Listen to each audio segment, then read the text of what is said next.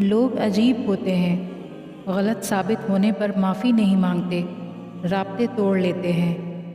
بہت مضبوط ہوں میں، یہ دنیا جانتی ہے، بہت کمزور ہوں میں، یہ صرف اللہ جانتا ہے۔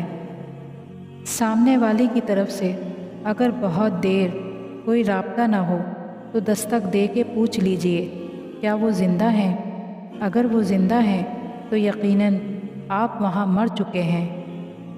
کبھی کبھی ہماری چپ اور خاموشی کے پیچھے باتوں اور جذبوں کا پورا سمندر ہوتا ہے، مگر ہم کچھ نہیں کہہ پاتے، نہ کہنا چاہتے ہیں، کیونکہ جس انسان پر ہماری خاموشی کوئی اثر نہ کرتی ہو، اس انسان پر ہمارے الفاظ کیا اثر کریں گے؟ ایک وقت آتا ہے کہ نہ کوئی اچھا لگتا ہے، نہ برا، نہ صحیح نہ غلط، کیونکہ وہ دل سے اتر چکا ہوتا ہے، تو پھر اس سے نہ ہی نفرت ہوتی ہے، نہ ہی محبت رہتی ہے، دل خالی ہو جاتا ہے ہر جذبات سے۔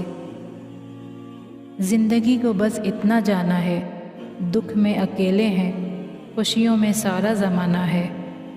تنہائی ایک خطرناک نشہ ہے، جب کوئی شخص اس میں موجود سکون کو محسوس کرتا ہے تو پھر وہ شخص لوگوں سے میل ملاپ چھوڑ دیتا ہے۔ رشتے اور راستے تب ختم ہو جاتے ہیں جب پاؤں نہیں، دل تھک جاتے ہیں۔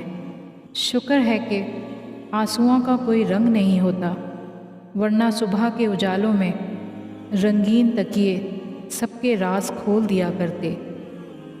بعض اوقات بہت کچھ جاننے اور سمجھنے کے باوجود صرف رشتے کو قائم رکھنے کے لیے انجان بننا پڑتا ہے۔ کچھ طوفانوں کو اپنے اندر قید کر لینے میں ہی بھلائی ہوتی ہے، کیونکہ وہ باہر آتے ہیں تو بہت کچھ تباہ ہو جاتا ہے۔ کبھی کبھی ہزار تسلیوں، لاکھ دلاسوں سے بڑھ کر صرف 3 لفظ حوصلہ دیتے ہیں، جب کوئی اپنائیت سے کہے میں ہوں نا۔ تنہا ہونا یہ نہیں ہوتا کہ آپ کے پاس کوئی نہیں ہے، تنہا ہونا دراصل یہ ہوتا ہے کہ سب آپ کے پاس ہیں لیکن آپ کا کوئی نہیں ہے۔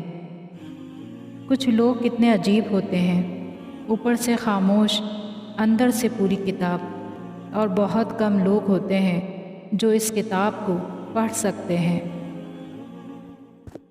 میرے پاس وقت نہیں ہے ان لوگوں سے نفرت کرنے کا جو مجھ سے نفرت کرتے ہیں، کیونکہ میں مصروف رہتا ہوں ان لوگوں میں جو مجھ سے محبت کرتے ہیں۔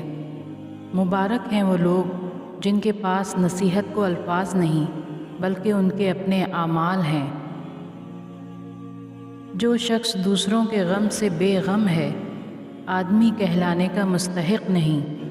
انسان کی پریشانی کی وجہ یہ ہے کہ انسان تقدیر سے بہت زیادہ اور وقت سے پہلے چاہتا ہے۔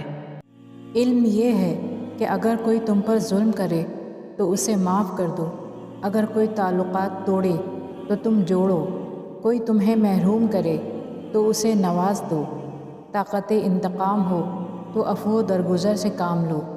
خطا کار سامنے آ جائے تو سوچو اس کی خطا بڑی ہے یا تمہارا رحم، اور غصے میں بھی ایسی بات نہ کرو کہ بعد میں تمہیں ندامت ہو۔